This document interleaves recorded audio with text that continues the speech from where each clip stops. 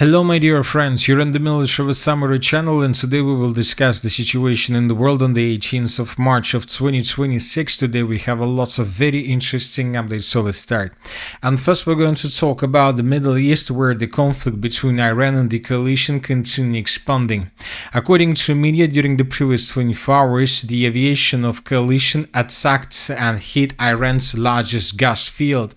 So this video was published by different sources. This is South Path, largest gas field on the territory of Iran that was attacked by the aviation of the coalition. Phases from 3 to 6 have been taken out of operation with significant damage to infrastructure reported. Iran stated that energy facilities in the Persian Gulf are now considered legitimate targets and warned citizens of Saudi Arabia, the United Arab Emirates and Qatar to leave refineries immediately. Tehran also signaled it is ready to expand the list of targets for future strikes. So this is unpredictable escalation of the conflict, and once again, according to this article, the Iranians made a very important step from their side. Iranian media linked to the pro-government sources has issued an urgent warning to civilians near the following sites: Samref Refinery, Saudi Arabia, Hosn gas field, United Arab Emirates, Jubail Petrochemical Complex, Saudi Arabia, and many other different objects of energy facility. The statement says these locations are now considered legitimate targets due to ongoing regional escalation. Civilians and personnel in the vicinity are instructed to evacuate immediately and move to safe distances to protect their lives. So when talking about the map, according to this article and according to the statement, the Iranians issued an urgent warning for the next territories.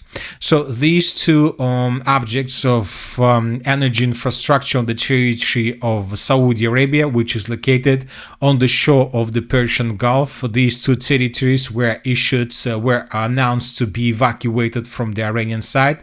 The two more places the local authorities must evacuate are the territories in the north of the state of Qatar. We are talking about this territory, Ras Laffan, and the second one is located in the southern parts of Qatar. And the third place to be evacuated is the territory to the south of the United Arab Emirates. We're talking about this gas field. As of the moment when I started making this video, the Iranians hadn't attacked these territories yet, but most likely they will do this during the upcoming night. Furthermore, we received a report during the previous 24 hours that gas supplies from Iran have been completely halted. So this is the situation in the Middle East, and this situation makes just one thing. This situation pushes prices for oil higher and higher and higher. And according to information we have, oil prices returned to the level of Friday of the 30th of March of 2026, when WTI cost was on the level of $98.98 and Brent crude was on the level of $109. So these are very big prices for oil. As of now, the United States of America is not able to do anything with the Persian Gulf or the Strait of Hormuz, because now everybody understands that only the ground operation can resolve the situation in this region. But the problem is that the United States of America, the marine ship is too far from the area of the conflict. Today we received this video, and here we can see the US amphibious assault ship US Tripoli with 2,500 Marines on board, which was so eagerly heading to the Middle East from Japan, and this assault ship was spotted at the dock near Singapore. So as you can see, the United States of America is still very far from the area of the conflict. So once again, this ship was recorded today in the area of the city of Singapore, and 2 days ago the ship was here in the area of Manila. so to the east of Vietnam and to the west of the city of Manila, the Philippines. So which means that it will take from 8 till 12 days before this amphibious ship enters the territory of the conflict, which means that the ground operation is possible only within the next 2 weeks or something like this. And obviously within the next 2 weeks many things may change, especially the prices for oil and the current situation between these states of the Persian Gulf. But another thing, and probably the most important thing, that there are two more regions are entering the game. First of all, we are talking about the state of Cuba. According to information we have, a tanker carrying Russian oil is heading to Cuba amid an energy crisis and US blockade, according to Bloomberg. The tanker Anatoly Kolodkin, loaded with 730,000 barrels of Russian oil, is heading to energy-starved Cuba. The cargo's arrival could be the first major fuel shipment in a long time. The crude oil shipment will not provide immediate relief to Cuba. It must be refined before use, a process that can take 20 to 30 days. So as you can see, the Russians are trying to stabilize the situation, and the Russians understand that if the United States of America launch a ground operation on the territory of Iran, most likely the Russians will have the time to stabilize the situation in Cuba and probably to secure the roads between the Russian Federation and Cuba itself. But Cuba is not the only problem for the United States of America, where the problems are just brewing. We have another region, we have the territory of Taiwan. I would like to remind you that several days ago we received lots of reports about military exercises carried out by the Chinese around the island of Taiwan. We received lots of pictures and maps about the trainings about military aircrafts that were spotted near the island. And today we received a very strange message that was sent by the Chinese in the direction of Taiwan. Today the Chinese offered Taiwan a peaceful uranification in exchange for LNG supplies, but the island refused and decided to purchase more gas from the United States, according to Reuters.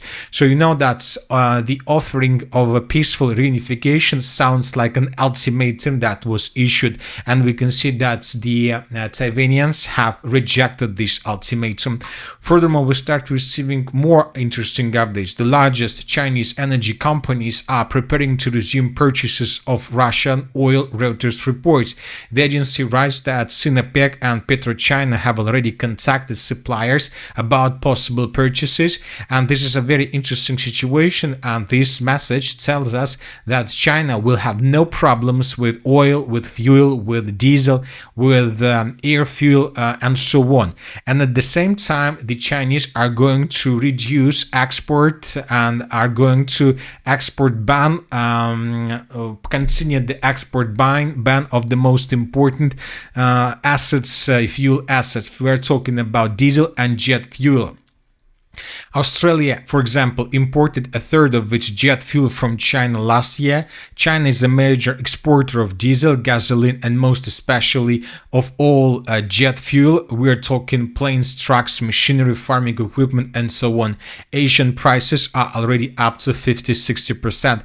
But once again, the Chinese are going to purchase oil, crude oil from the Russian Federation. Obviously, they will have no limits in this. But at the same time, the Chinese are trying to reduce export of fuel to the country, to the states of Asia. We're talking about Australia, Philippines, and so on. It seems the Chinese are planning to accumulate fuel on their territory, maybe even for long-term military operation, and they're trying to create the situation when the states of Asia will have less fuel and huge problems with possible military actions from their side. Now, the United States of America, more precisely the President of the United States of America, must make a very difficult decision. He has Cuba, he has, of course, Iran, now he most likely has China, and of course he always has Ukraine, where the conflict between the Russian and Federation Ukraine continues. Now let's discuss this conflict in details. During the previous 24 hours, we received lots of very important updates. According to information we have, the Russians several days ago launched their major offensive operation in the Zaporoia direction, and from this area we start receiving updates. As for Ukrainian side, they are trying to hold as long as possible their positions on the eastern Zaporoia direction, fighting for the villages of Vozdvizhevka, Verkhnya Tersa and Gulyai-Polskaya. And according to information we haven't received almost anything from this area for a while now, no changes on the ground. At the same time, during the previous day, we received lots of updates from the northern Zaporoia direction, where the Ukrainians continue their counteroffensive. For example, this is the map by the end of the 17th of March of 2026, and this is the map by the end of the 18th of March. As you can see, we have added lots of contested area in this region, due to the map update that was published by pro-Ukrainian sources. Furthermore, the most important thing is not just map updates that were provided by pro-Ukrainian sources, but also the video that was published from the area between Kalinovska and Novomikhailivka. In this video, we can see how Russians were attacking Ukrainian forces that answered this territory, and most likely were trying to attack the settlement of Kalinovska from the southeast. So, based on this video, we have added not just either contested or gray zone area and the territory and the complete control of the armed forces of Ukraine. So we see that these pockets between the settlements of Novogrigorovka, Novomikhailivka and Verbovo was encircled. It seems that there are Russian soldiers who haven't left their positions. They're fighting with the Ukrainians, but the Ukrainians have since managed to cut them in cauldron. From the other side, the Russians are saying that they continue fighting with these Ukrainians who managed to break through Russia's defense, trying to push them and trying to force them to move back. So the situation in the Zaporoia area is very complicated, and obviously the battle for the city of Zaporoia, more precisely the battle for the eastern part for this territory, is going to be a major battle of 2026. And everything will depend exactly on this battle. But due to the fact that currently the Russians are selling oil through the world, most likely the Russians will be able to finance the conflict on the territory of Ukraine for another 2 or maybe even 3 years. Now let's move further and let's discuss the situation in the Zaporoia direction, where the Russians continue their offensive operation as well. During the previous day, small changes were recorded around the village of Dovga Balka. According to information we have, the Russians began assault operation on the territory of the village from the south and from the east, trying to enter the settlements and to establish complete control over the territory. And almost every single day we were adjusting the map in this area. So these are the changes on the ground between the 14th and the 18th of March of 2026. The Russians, as you can see, improved their positions significantly.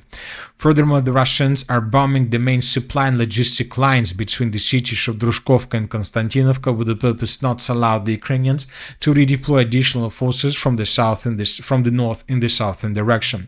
So the battle for the city of Konstantinovka is a very important battle for Russians, because without control over the city of Konstantinovka, the Russians will understand that they will not be able to continue their offensive operation towards the cities of Kramatorsk and Slaviansk from the south, and this is a very important thing. Now let's talk about the Slaviansk direction. During the previous 24 hours, additional changes were also recorded. The Russians improved their positions around the village of Kaliniki. Just yesterday, the Russians announced they managed to establish control over the village. Today, we have improved their positions.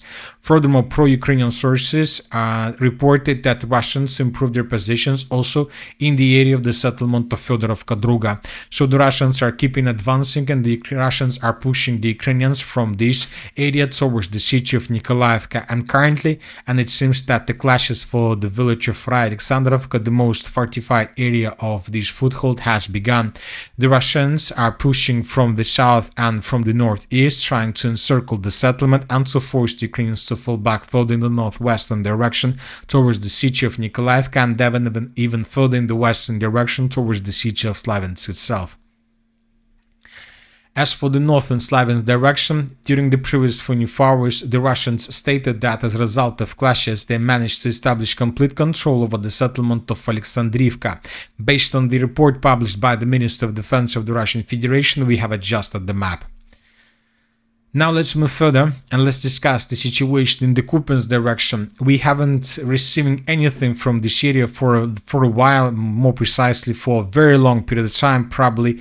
The latest update, more or less reliable updates, we received maybe 3 or 4 weeks ago, and right before we started making this video, pro-Russian sources published a video that confirms the Russian control, at least over the northern part of the settlement of Kivsharovka. So probably tomorrow, before the next update, we will adjust the territory in the Coupiansk direction, something like this. We will color these territories under complete Russian control, which means that the battle for the eastern bank of the river Oskol is coming to the logical end. As for the other northern directions, during the previous 24 hours, we haven't received anything special. The Russians continued their offensive operation, and the Russians began bombing and attacking the recruit centers of Ukraine through the entire territory of the state. The Russians, during the previous 24 hours, attacked the city of Sumy, the recruitment center, and yesterday the Russians attacked a similar center on the territory of the city of Chernigov, which means that the Russians are trying to break and to ruin Ukraine's attempts to increase their mobilization process. And that's it for today. The Military Summary channel reminds to condemn any violence in the world. Thank you for your watching. Subscribe to my channel, put your likes, join my Patreon, and have a good day. Bye bye.